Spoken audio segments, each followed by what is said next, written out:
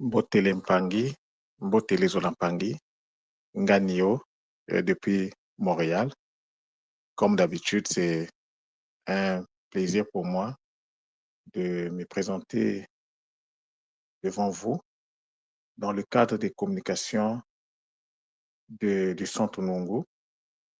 Et je suis reconnaissant vis-à-vis de la source divine unique, devant laquelle je m'incline d'ailleurs, pour toutes les grâces qu'elle ne cesse de nous faire en fait bénéficier, nous en tant que communauté.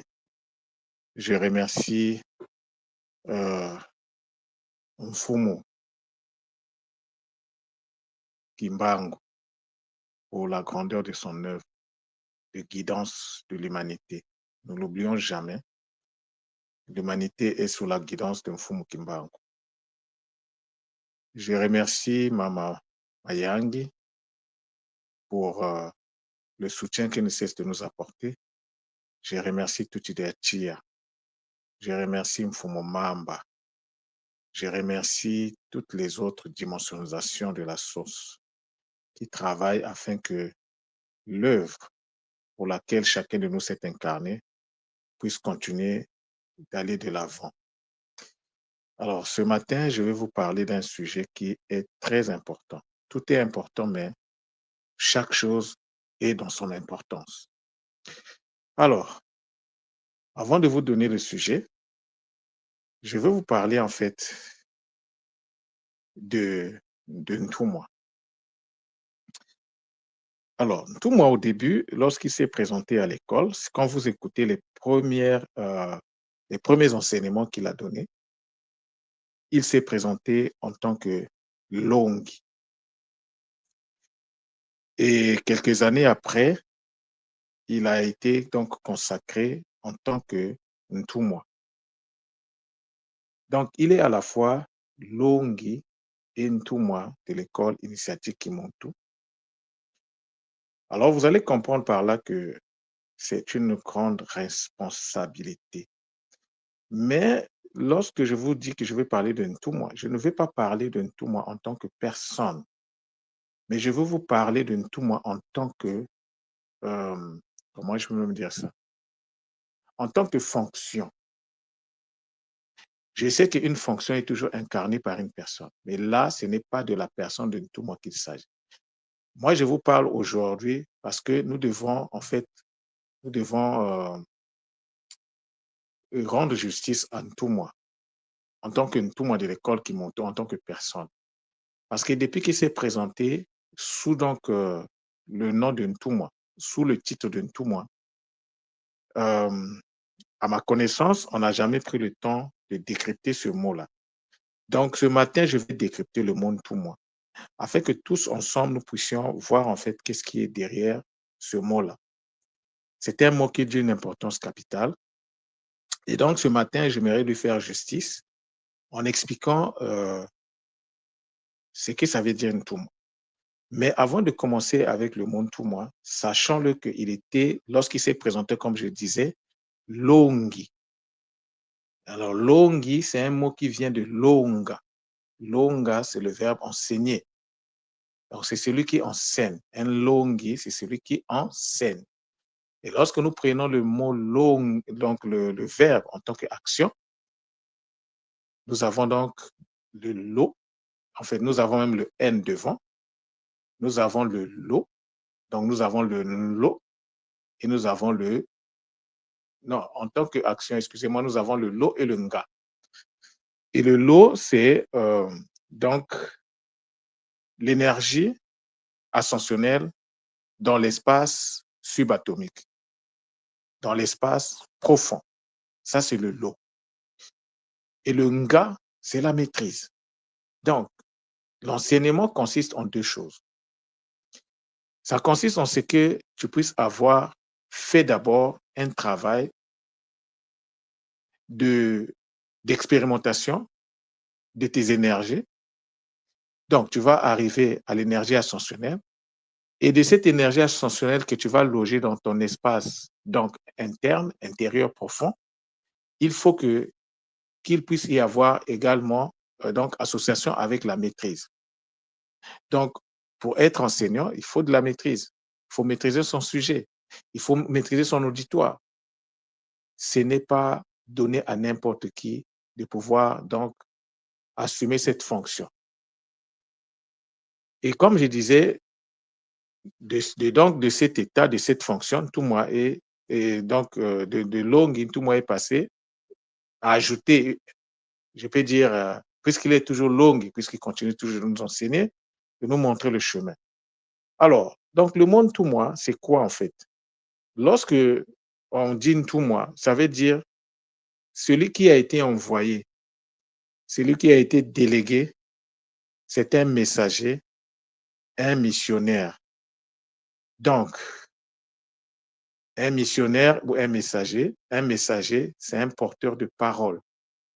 Donc, tout moi en tant que tel est un porteur de parole qui avait été envoyé. Mais qui l'avait envoyé? Parce que pour que tu sois envoyé, il faut que quelqu'un t'envoie. Tu ne peux pas t'envoyer tout toi-même. Non, on ne s'envoie pas soi seul. Peut-être dans certaines conditions.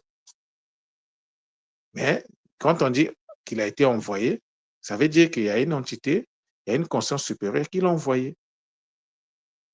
Et lorsque nous prenons le monde tout moi, nous avons 3 sons. Nous avons le tout, nous avons le mot et nous avons le roi. Alors, le tout, c'est un mot qui est familier à l'école, que nous comprenons dans le sens de la tête, de l'ADN, de ce qui est devant. Mais le tout, pris dans son contexte énergétique, c'est l'extériorisation consciente de l'énergie qui enfante. Je n'ai pas dit l'énergie enfantée. Je parle de l'énergie qui a la capacité d'enfanter. Et le mot, c'est la multiplication de l'énergie qui enfante. Et à la fin, nous avons le roi, qui est donc l'écoute. Le roi, c'est l'écoute. Le roi, c'est aussi un feu. Mais le roi, c'est en fait la transmutation de l'énergie qui enfante en énergie enfantée. Le roi, en fait, c'est une particule, le ou, qui enfante une particule énergétique, bien sûr, qui enfante une autre particule. Et lorsqu'on parle de particules, il y a particules, lorsque deux énergies se mettent ensemble, fusionnent, ça devient une particule. Et c'est ça qui est à la base, par exemple, d'une cellule. Et une cellule, c'est une fusion des particules. Et donc, lorsque nous prenons donc le monde tout moi, nous remarquons donc que par rapport à ça, il y a 3 grandes choses. Le tout. Donc, le tout ici, pour moi, je le vois en tant que leadership, la tête, celui qui montre le chemin. C'est pour ça que je me suis permis il y a quelque temps de lui ajouter encore une autre corde à son arc en disant Mfumu, parce que à tout seigneur, tout honneur. Si dans le monde, on sait le faire, mais nous, dans le monde donc, spirituel, on doit aussi apprendre à le faire. Donc, tout moi, qui est un Longi, est également Mfumu, parce qu'il incarne en lui un leadership. Et ce leadership a pour rôle de permettre donc l'expansion des énergies productives, d'où le mot. Et à la fin, il y a l'enfantement de l'énergie à partir d'une particule énergétique que j'ai appelée le roi. Mais le roi ici, c'est l'écoute. Alors, qu'est-ce que je vois derrière l'écoute? Je vois l'humilité. Donc, un tout moi, de façon générale, c'est le leadership, c'est l'expansion de sa communauté, mais également le sens ou l'incarnation de l'humilité dans tout ce qu'il fait. Tout ce qu'un tout moi fait doit être marqué du sceau de l'humilité. C'est très important. Et vous voyez là qu'on est dans les Makukumatatu. Leadership, expansion et enfantement. Parce que le leadership, tu vas le faire, tu vas guider en fait, tu es un guide en fait d'une communauté. Mais ta communauté doit être forte. Parce que si ta communauté n'est pas forte, en tant que guide, tu ne seras pas un guide fort. La force d'un guide dépend de la communauté à laquelle donc ces guides-là donc s'emploient à exprimer la guidance, à manifester la guidance.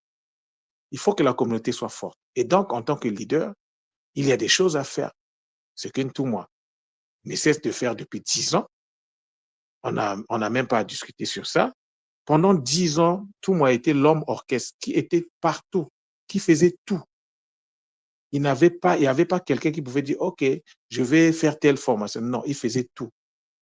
Il était au four et au moulin. Mais chaque chose, on s'entend. À un certain moment, lorsqu'on arrive à former des gens, il faut savoir aussi déléguer. Un tout moi, c'est aussi celui qui sait déléguer parce que la tâche qui lui incombe est immense. Donc, il faut qu'il ait la capacité de déléguer. D'où la transmutation que nous sommes en train de voir au niveau de l'école. Là, il y a les Ngablaise, les mamans Pauline, les mamans, il y a beaucoup de mamans qui sont à l'œuvre au niveau de l'école. Je n'ai pas oublié maman, euh, oui, maman Pauline et maman Marilène, voilà. Et sans oublier maman Simo. Ce sont des Mpangi, mais je n'ai pas oublié Ngaounas, hein, et Mpangi Mbemba, notre grand informaticien multidimensionnel, je n'ai pas oublié, mais il y a aussi d'autres Mpangi qui travaillent en sous-main et qui offrent un travail excellent. Et c'est ça qui fait la force d'une communauté. Chacun de nous a une capacité. Chacun de nous a des forces et des faiblesses. Et donc, nous devons, dans une communauté, apprendre à faire la répartition des forces afin que la communauté soit équilibrée. Alors, donc le roi. Le roi, c'est le symbole de l'humilité. Parce que l'humilité demande, quand tu es puissant, si tu, si tu n'as pas l'humilité, tu vas écraser les autres. Quand tu es puissant, si tu n'as pas l'humilité, tu vas écraser les autres. Donc, l'humilité nous demande de faire attention à tous les aspects de notre vie en lien avec la communauté, de faire attention à la manière de penser de la communauté, de faire attention à la manière de parler de la communauté. C'est très important. Un leader, c'est l'expression de la communauté. Ça, c'est ce que le monde, tout moi, est en train de me révéler. Donc, le roi ici est d'une importance capitale. Si le roi n'est pas là, il n'y a pas de ça. Si l'écoute n'est pas là, il n'y a pas le ça, c'est-à-dire qu'il n'y a pas l'action. Et donc, si le roi et le ça ne sont pas là, il n'y a pas le wassa, la guérison multidimensionnelle. Donc, si on veut s'élever dans la vie, il faut travailler pour élever les autres. Et ça, c'est le travail d'un tout moi, d'un tout moi. Un tout moi, c'est celui qui c'est-à-dire qu'il met toute son énergie en jeu pour permettre à ce que sa communauté puisse s'élever. Parce que lorsque tu élèves ta communauté t'élève. Et donc, pour laisser un peu, c'est-à-dire que là, maintenant, en tant que nous sommes en fait, quelque part, nous sommes tous des tout moi. Nous sommes tous des leaders. Alors, un leader qui veut s'élever doit apprendre à élever sa communauté, doit apprendre à élever les autres. Lorsque tu élèves les autres, tu permets aux autres de s'élever. Mais ce que tu fais, le travail que tu fais dans l'élévation des autres, c'est ce que tu vas récolter. Et donc, en faisant le travail sur les autres, tu es en fait en train de travailler sur toi. Et c'est ça, d'Empangué, travailler dans le Zola. Donc, le Zola nous dit qu'il faut qu'on donne sans calculer. Il faut donner. On donne autant qu'on peut. On ne calcule pas. On s'attend aussi à rien. Tu donnes, ce n'est pas toi qui vas te récompenser tout seul. La nature a vu que tu as donné. Maman Toto a vu.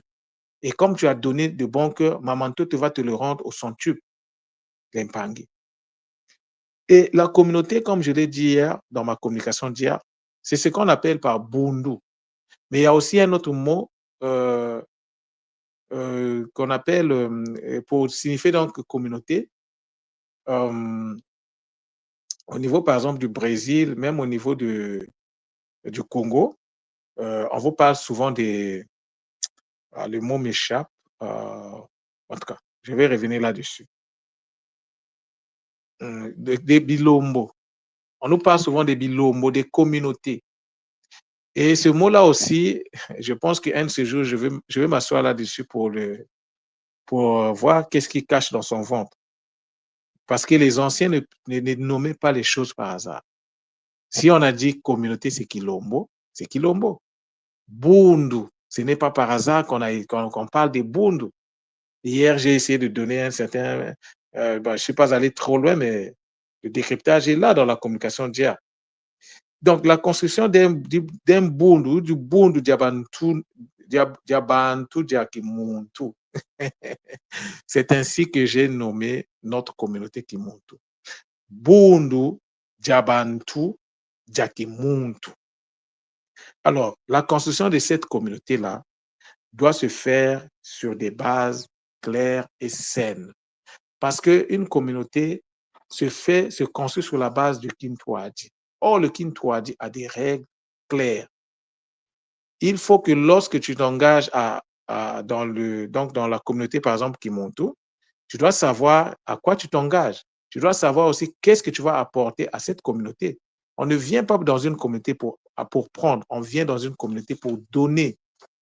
Maintenant, à ce jour, par rapport à notre communauté, il faut que chacun de nous se pose la question de savoir qu'est-ce que je donne à cette communauté-là? Quelle est ma contribution pour permettre à ce que cette communauté-là puisse donc se stabiliser, que puisse s'ancrer, que cette communauté puisse être dans l'équilibre, que cette communauté puisse rentrer dans l'émancipation. Donc, lorsque nous parlons de Ntumwa, il y a un autre mot qui lui est associé, parce que Ntumwa était un toit d'ici, c'est-à-dire que celui qui donne la direction. Toit d'ici, c'est celui qui donc fait le toit d'issa. Toit d'issa, c'est un mot qui renvoie donc à la direction, à la gouvernance, à la guidance. Alors, lorsqu'on nous parle souvent de Kintwadi, c'est cette philosophie-là de la guidance, de l'unité, dans la diversité. C'est ça. Alors, le Twadisa est au cœur du Kisalu d'un tout moi. Un tout moi, c'est celui qui donne la direction.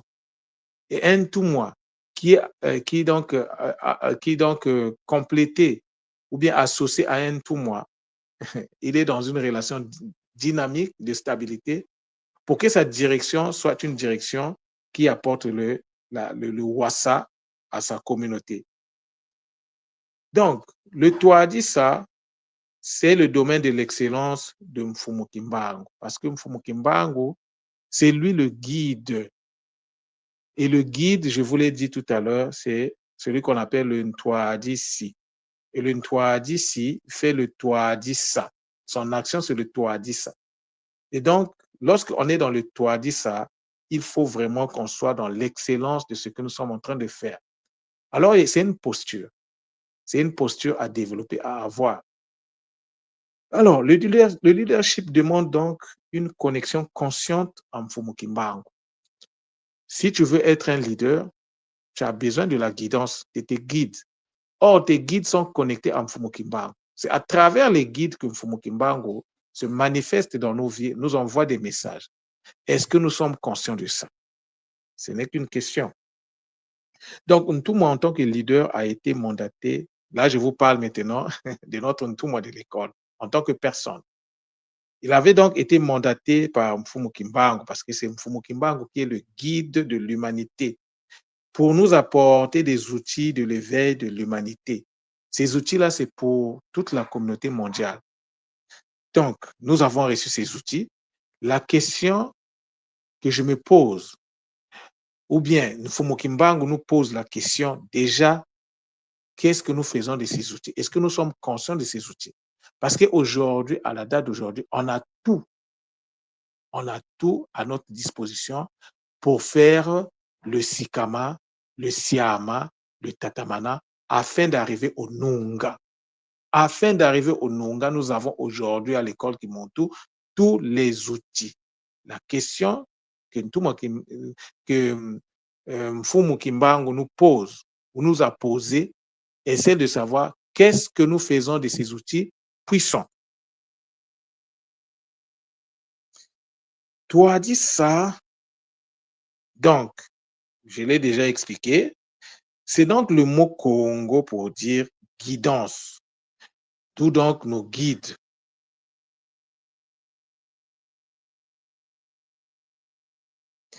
Lorsqu'on dit donc guide, il faut penser Mfumu Kimbangu. Et moi, dans Kimbangu, en fait, il y a un N devant. Il y en a qui parlent souvent de Kimbangu, K-I, mais nous, on doit parler de Kimbangu. Parce que Kimbangu peut aussi être défini comme juste un instrument. Mais nous, si c'est un instrument, ce n'est pas n'importe quel instrument. C'est un instrument conscient. Mbangu, dans Mbangu, nous pouvons isoler le verbe bangula, la révélation. C'est celui qui révèle également les Mpangi.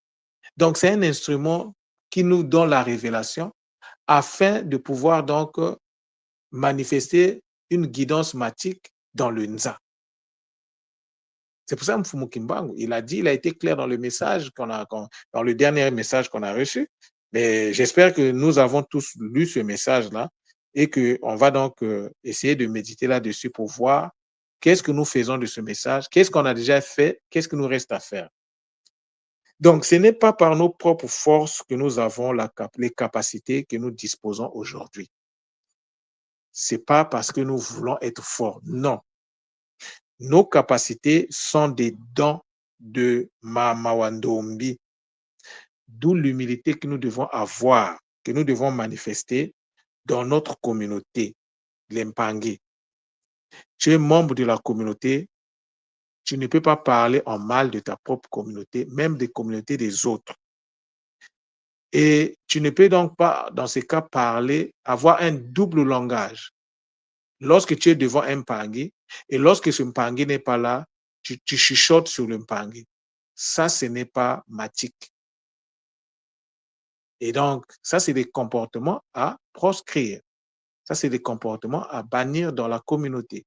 Parce que faire cela, c'est en fait contribuer à scier la branche sur laquelle la communauté est posée. Donc, il y a des choses qu'on ne doit pas faire. Les capacités que nous avons, toutes les choses que nous faisons, ce n'est pas parce que nous voulons le faire, mais c'est parce que nous avons reçu des dons et que nous sommes en train de déployer ces dons-là. D'où donc ce que nous sommes capables de faire. Ce que moi je fais aujourd'hui sur le Kikongo, ce n'est pas moi. Quand je suis arrivé à l'école Kimoto, qu'est-ce que je connaissais du Kikongo? Oui, le Kikongo que je connaissais, c'était le Kikongo plus ou moins superficiel. Mais le Kikongo du décryptage, non, je ne maîtrisais rien. Il a fallu que tout moi, à travers donc l'enseignement sur la lecture secrète de la Bible, c'est tout moi qui a planté la graine en moi. Et cette graine-là a germé. Et j'ai travaillé dur pendant des années, 2 ou 3 ans, pour que j'arrive là où je suis. Pour qu'aujourd'hui, je prenne simplement un mot et à travers le mot, je sois capable de livrer le message qui est derrière. Parce que le Mpangi, vous devez savoir que dans les mots ont été cachés, toute la sagesse ancestrale a été cachée dans les mots. Tu accèdes à la compréhension d'un mot, tu vois le Nza te parler. Tu n'as pas besoin qu'on vienne te chuchoter à l'oreille. Mais à travers les mots parlent. Les mots, c'est des mondes. Les mots, c'est des consciences. C'est des mondes bien organisés. Et il faut apprendre à rentrer dans l'art de faire des partenariats avec des mondes. Je ne vous en parle pas par hasard. Depuis que j'ai commencé à vous parler du Kinkangu, l'Empangi, je suis en train de vivre une transmutation personnelle. Je suis en train de vivre une transmutation. Maintenant, quand je fais un partenariat avec un mot, et lorsque je rentre dans la vocalisation sacrée de ce mot, l'Empangi, je suis littéralement en transe. Mais le bonheur dans ça, c'est parce que la méthode Mbu est passée par là. Donc, je peux être en transe et être en train de manger. L'Empangi, même lorsque je vais au petit coin, lorsque je vais aux toilettes pour mes besoins de nettoyage, de purification, je suis en transe. L'Empangi. Je ne sais pas s'il y a d'autres Mpangis qui vivent ça. Lorsque je rentre dans la respiration sacrée, lorsque je visualise, je rentre dans la transe. La transe est devenue permanente, mais de façon volontaire. C'est moi qui contrôle ma transe. Mais si je suis arrivé à ce niveau-là, ce n'est pas par mes propres efforts. Parce qu'on soumet à des consciences. Et je vous parle souvent de Mpangi Raphaël. Le Kisalo que Mpangi Raphaël est en train de faire sur les Binsins ou bien Longo m'a permis de faire un bon quantique dans ce que je suis devenu aujourd'hui. D'où la reconnaissance que je dois lui manifester. Pour l'instant, il n'est pas visible. Mais je vous informe, comme je l'avais dit avant, c'est le centre Nongo qui va s'occuper de la communication de son travail. Donc, si vous voulez avoir des informations sur ça, vous allez vous adresser à moi parce que c'est moi qui vais m'occuper de toute la logistique autour de son travail parce que lui, il a autre chose à faire. L'Empangé, je vous parle souvent d'apprendre à écouter nos corps, d'apprendre à écouter le silence parce que c'est dans le silence que les consciences nous parlent. Et Mpangi Raphaël a compris cela, il vit cela et ces Kaboulas sont magnifiques. Bon, les Kaboulas privés. Donc, l'Empangé, la force d'une communauté, tes forces à toi peuvent être des faiblesses pour moi. Mais si on les place de façon équilibrée, chacun de nous va être dans la force. C'est ça la communauté. Et la communauté, ça se construit, l'Empangé. Tous les Mpangé, tous les gars qui font des soins, nous autres là qui faisons des soins, sachez-le que dans tout ce que tu fais, dans les 100% que tu reçois lorsqu'on te paye un soin, 10% ne t'appartiennent pas. Si tu gardes les 10%, tu t'endettes vis-à-vis de la communauté. J'avais déjà parlé de ce sujet. Les mamans, vous savez, les mamans, c'est vous. Hein? Si vous voulez que notre communauté soit forte, vous devez vous organiser. J'avais parlé d'une caisse à mettre en place. Nous devons apprendre à payer notre sadaka, à envoyer les 10% de tout ce que nous gagnons. Si tu ne peux pas l'envoyer à l'école, alors, mais il y a des Mpangui qui ont des besoins dans la communauté. Il y a des Mpangui qui ont des besoins. Mais avant d'aller dans les communautés des autres, travaillons d'abord dans notre propre communauté. Mais nous ne devons pas aussi, lorsque la caisse de la communauté sera mise en place, ça ne sera pas pour faire des prêts. Nous ne pouvons pas faire des prêts à Mpangui. Lorsque Mpangui est dans une situation, nous pouvons faire des cotisations. Et nous pouvons faire des cotisations et remettre un Mpangui. Mais ce n'est pas que le Mpangui, on va lui donner une partie en don et une partie en prêt. Non, ce n'est pas ce que la tradition ancestrale nous enseigne. Nous devons apprendre à nous soutenir. Je vais vous parler d'une communauté parce que très souvent, nous tapons toujours sur les nôtres en oubliant que en Afrique, il y a des communautés qui avaient compris ça depuis longtemps, depuis des millénaires. Et là, je vais vous parler de la communauté malienne du Congo, Congo-Brazzaville. Je vous parle en connaissance des causes. Là où moi j'habitais, donc à Brazzaville, au Congo, avant que je ne quitte le pays, on avait des locataires, des Maliens. Et au Congo, c'est la communauté malienne qui détient l'économie. C'est-à-dire que les importations, les petites choses là, c'est la communauté malienne qui a ça. Les Congolais ne font pas du commerce. Les Congolais aiment les bureaux climatisés, ils aiment les costumes, ils aiment les westerns. Et ils aiment parler, ils aiment les femmes, ils aiment la bière. Mais le Malien, lui, quand il arrive, je vous assure, l'Empangé, à l'époque, il y avait des Maliens qui arrivaient. Il arrive, par exemple, il prend clandestinement un bateau. Ça peut être depuis la Côte d'Ivoire. Il arrive au Congo. Et arrivé au Congo, il sait que c'est sa destination, donc il se livre. On le met en prison au port. Parce que chez nous, au port, il y a une prison là-bas. On le met en prison. Mais dès lors que la communauté malienne apprend qu'il y a un des leurs qui est au port en prison, la communauté se met en branle. La première des choses, c'est de sortir le Mpangui de là. Bon, on sait que nos pays là, avec un billet de banque, le problème est réglé. Donc, ils savent comment ça fonctionne là-bas. Donc, ils se mobilisent. Si c'est un 200 000, ils doivent d'abord sortir leur frère de cette situation-là. Et quand le frère arrive, on lui donne un endroit pour dormir. Ce que j'admire au niveau de la communauté malienne, l'humilité. Non, pas l'humilité. Je ne vais pas aller dans trop de détails parce que, alors le Mpangui arrive. Et lorsque le Mpangui arrive, toute la communauté fait une cotisation. Imaginez à combien de Maliens, parce que les Maliens, c'est des commerçants. C'est eux qui ont le commerce entre les mains. au Congo-Brazzaville, au Congo-Kinshasa, en Angola, même jusqu'au Gabon. Tous ces pays de l'Afrique centrale, là, le commerce est tenu par nos frères du Mali. Donc, ils vont faire des cotisations et c'est une obligation. Parfois, ils peuvent dire 1000 francs par personne. Ils vont récolter de l'argent qu'ils vont remettre à ce frère-là. Entre-temps, il ne paye pas à manger et on lui remet donc cet argent-là. Et en plus de ça, dans la communauté malienne du Congo à l'époque, je ne sais pas si ça a changé, alors il y avait des leaders, des grands commerçants. Eux, ils n'avaient pas de boutique, mais eux, ils avaient des passeports. Ils pouvaient donc prendre, collecter l'argent pour aller acheter la marchandise, par exemple en Asie, en Europe. Et quand ils ramenaient la marchandise, ils remettaient la marchandise venait à son nom et ils remettaient chacun en fonction de sa contribution. Maintenant, une fois qu'ils ont fait ça, par exemple, le Mpangui qui vient d'arriver, à qui on a fait la cotisation, qu'est-ce qu'ils vont faire? Ils vont prendre la marchandise, ils vont lui trouver une table au marché et on va lui dire, va vendre. Et le Mpangui va donc rentrer dans le commerce. On va juste lui demander de rembourser, par exemple, la valeur de la marchandise, mais le reste, ça lui appartient. Et ce qui fait que les Mpangui, si un autre Malien arrive 2, 3 ans après, dans les mêmes conditions, ils vont faire la même chose. D'où la force de la communauté malienne au Congo. Au Congo, les Maliens ne souffrent pas. Au Congo, les Sénégalais ne souffrent pas.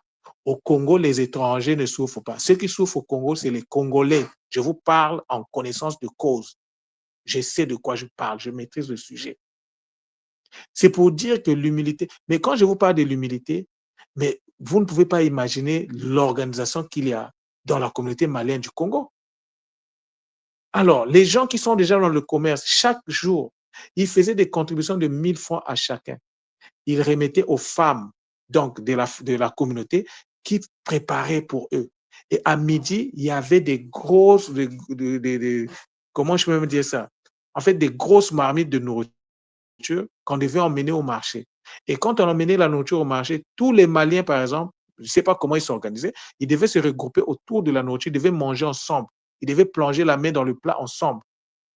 Ça, c'est ce qu'ils faisaient. Et la maison, ils n'habitaient jamais seuls dans une maison. C'était toujours, nous, on louait à une personne, mais les gens rentraient, sortaient. Il y avait peut-être 5 personnes qui dormaient là-bas, mais comme il a loué sa maison, bon, nous, on était cool. Et puis, ils étaient gentils avec nous, donc, c'était leurs parents, donc nous, on n'avait rien à dire. Nous, on loue la maison, mais dans la maison que tu loues à 50 000, il y a peut-être même 100 personnes, bon, pas 100, il y a peut-être 10 à 15 personnes qui dorment par là. Ils ont des nattes, ils mettent les nattes, ils dorment. Ils mettent des nattes, mais ces Pangui-là, après 3 ans, après 4 ans, ils deviennent des millionnaires. Et lorsqu'il devient millionnaire, en ce moment-là, parfois il fait un retour au pays. Vous voyez l'impact. C'est comme ça la communauté. La communauté, ceux qui sont forts dans la communauté doivent soutenir les faibles. Ceux qui sont faibles, en fait, il n'y a personne qui est faible. Tout le monde est faible et fort. Donc, nous devons juste avoir l'intelligence de voir comment utiliser nos forces, nos faiblesses dans la construction de notre communauté. Si toi, tu as un peu, est-ce que tu ne peux pas donner la main aux autres? Est-ce qu'il s'agit seulement de faire des constats? Oh, notre communauté, c'est ci. Oh, notre communauté, c'est là. Mais entre-temps, tu as un peu. Qu'est-ce que tu fais de ça? Qu'est-ce que tu fais de ça? Essaie même dans la communauté, essaie de repérer peut-être un pangé qui, oui, repère quelqu'un, discute avec lui. Essaie de monter des projets de la communauté. Si on ne commence pas quelque part, on ne pourra pas arriver. Les Maliens du Congo ne se disent pas que, ah, moi, j'ai tiré mon épingle du jeu, ce que j'ai eu. Non, parce que lorsque tu rends l'autre fort, tu te rends fort en fait. C'est ça que nous devons faire. Et aujourd'hui, les Bakoulou m'ont rappelé cette réalité-là que j'avais vécue. J'avais vécu avant que je ne quitte le pays en 96, d'Impang. La force de la communauté ne vient pas d'ailleurs. La force de la communauté, c'est une force qui se met en branle dans la communauté. Que ceux qui ont des possibilités, que ceux qui peuvent tirer les autres, parce que lorsque tu tires les autres, en fait, tu te tires toi-même. Tu te tires toi-même, c'est-à-dire que tu te rends toi-même service. Et après, c'est le bonheur. Après seulement, on peut dire c'est le bonheur. Parce que les questions alimentaires seront réglées, les questions, par exemple, de, de, d'habitation seront réglées, peu importe. On pourra en ce moment-là construire nos quartiers Bumuntu un peu partout. Comment les Chinois font? tous les peuples qui arrivent, qui dominent la terre aujourd'hui, les nouveaux dominants de la terre, c'est des gens qui savent c'est quoi l'humilité, qui ont le sens de l'entraide. Alors nous, on ne doit pas seulement parler de parler. Non, on doit être dans le ça. On a fait le roi, maintenant faisons le ça afin que notre communauté puisse rentrer dans le wasa, l'impang. Voilà le message que j'avais à livrer. Donc, bien des choses. Et donc, je ne peux pas terminer cette communication sans donc rendre grâce à Mfumu, Ntumwa, Swadi Kimbazi, à vous les gars de l'école, les piliers, et à tous les Mpangi de l'école Kimuntu. M'attendre pour votre écoute, s'il vous plaît, autant que cela est possible, partagez dans les groupes, partageons le message, diffusons le message, parce que la communauté, la force de la communauté vient aussi dans sa capacité de communication, le comme un, le commun, comme un. Faisons comme si nous étions juste une seule entité. C'est ça le comme un, le commun. Zola, Zola, Zola, Matonde.